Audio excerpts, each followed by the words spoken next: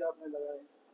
जैसा कि आपको मालूम है, व्यापम और भ्रष्टाचार जैसे कई सारे मामले हैं जिनको मैं लगातार उजागर करते रहता हूं, और भ्रष्टाचार के साथ मानव अधिकार उल्लंघन के और उन लोगों के साथ हो रहे अत्याचार को पिछले काफी समय से मेरे संज्ञान में ऐसे मामले लाए गए जिसमें पुलिस और पुलिस के आला अधिकारी सेक्सटॉर्शन और एक्सटॉर्शन जैसे रैकेट चला रहे थे, जिनकी शिकायतें मेरे द्वारा की गई तथ्य और प्रमाणों के साथ, और मामले प्रमाणित भी पाए गए।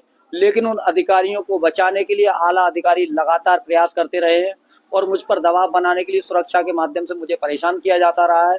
कभी शराब पीकर लोगों को मेरी सुरक्षा ड्यूटी में हथियार लेकर भेजा जाता, जो कि मुझसे मेरे लिए सुरक्षा के लिए खुद ही खतरा बन गए थे।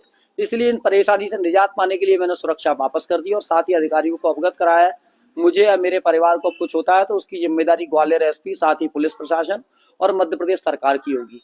लेकिन आपने इस बात की शिकायत पुलिस से नहीं, अधिकारियों से नहीं की थी, जो सुरक्षा कर्मी इस तरह की जो आपको लगातार मेरे द्वारा महीनों से अवगत कराया जा रहा था अधिकारियों को, लेकिन अधिकारी योजनाबद्ध तरीके से अपने दूसरे मामलों को छुपाने के लिए मुझे प्रताड़ित और परेशान कराने की मंशा से जानबूझकर यह करा रहे थे, जिससे उनके दूसरे मामलों में कार्रवाई ना हो सके। किस तरह के मामले थे जो जिनमें आपने बताया कि मैरिज प्रपोजल भी था, सेक्सटॉर्शन भी है, आपने कई सारी बातें ऐसे कई सारे मामले हैं। ग्वालियर पुलिस के कई सारे आला अधिकारी सेक्सटॉर्शन जैसे रैकेट चला रहे हैं, जिसमें मध्य प्रदेश के मंत्री स्तर के मंत्री स्तर के लोगों के पीए, निजी सहायक, उनके परिवारजनों से ब्लैकमेलिंग की गई। मध्य प्रदेश के पूर्व गृह मंत्री नरोत्तम मिश्रा के पीए भगवत साहू, उनके भांजे से ब्लैकमेलिंग की गई, उनसे उनसे पैसे लिए गए। साथ ही पुलिस अधिकारियों से ब्लैकमेलिंग की गई। इसके अतिरिक्त एक्सटॉर्शन के दूसरे मामलों में पुलिस अधिकारियों ने जांच को निपटाने के बदले आरोपी से शादी का प्रपोजल दिया कि तुम मुझसे शादी कर लो, तुम्हारा केस निपटा देंगे। 1-1 करोड़ की रिश्वत मांगी। ऐसे कई सारे मामले मेरे सामने हैं, तथ्य और प्रमाणों पर आधारित, जिनके आधार पर यह कहना गलत नहीं होगा कि ग्वालियर से 50 करोड़ रुपए की प्रतिमा वाई एसपी ग्वालियर के द्वारा की जा रही है। अब जांच का विषय है 50 करोड़ रुपए जाते किसके पास हैं, क्योंकि ग्वालियर एसपी अपने आप को मध्य प्रदेश के मुख्यमंत्री मोहन यादव का बरदस्त और खास बताते हैं, तो क्या सीएम के पास हर माह 50 करोड़ रुपए पहुंच रहे हैं? अच्छा, शादी का ऑफर किसकी तरफ से दिया गया आपने बताया? शादी का ऑफर सीएसपी हिना खान ने आरोपी साबिर खान को दिया था। साबिर खान 406, 409 और साथ ही अन्य धाराओं में विश्वविद्यालय में आरोपी हैं। अच्छा, क्या है साबिर खान? साबिर खान एक कबाड़ मतलब स्क्रैप के बड़े व्यापारी हैं, जिनका एक विवाद चल रहा था, जिन्होंने मुझे अपना अधिवक्ता हायर किया था, विधिक सलाहकार रखा था। इस मामले में मेरे द्वारा ये लड़ाई लड़ी गई। उनको चूंकि गलत तरीके से मुकदमा, उनसे ब्लैकमेलिंग बाद में की गई।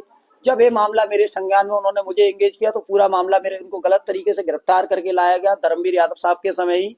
फिर बाद में 409 के आरोपी को थाने से ही नोटिस पर छोड़ा गया, चूंकि पुलिस ने माना कि पुलिस उस समय गलत थी।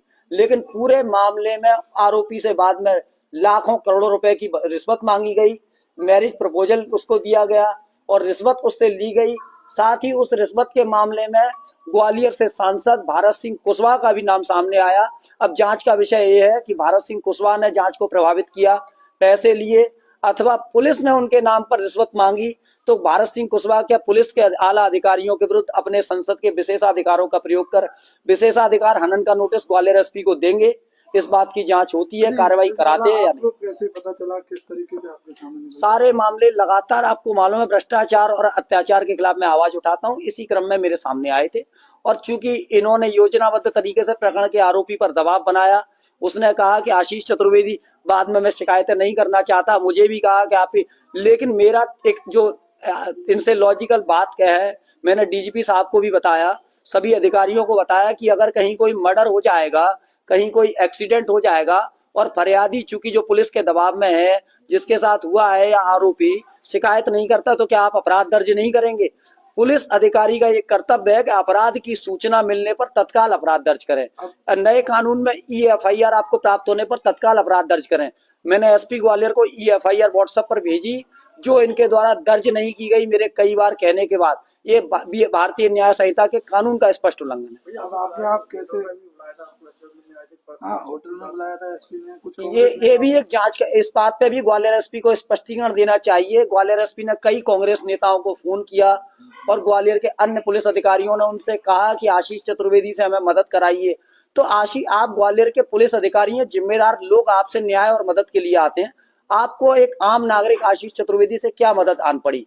और उसके बाद आप उन कांग्रेस नेताओं के साथ होटल में अकेले एक बंद कमरे में आशीष चतुर्वेदी से मुलाकात करने, क्या चर्चा करने गए थे? इस बात का स्पष्टीकरण ग्वालियर एसपी को देना चाहिए। ग्वालियर की ही बात है। अब आगे आप क्या? इस पूरे मामले में मेरे द्वारा न्याय के लिए अंतिम क्षण तक लड़ाई लड़ी जाएगी और जो भी दोषी पुलिस अधिकारी हैं, एक देश और दो विधान बर्दाश्त नहीं होगा।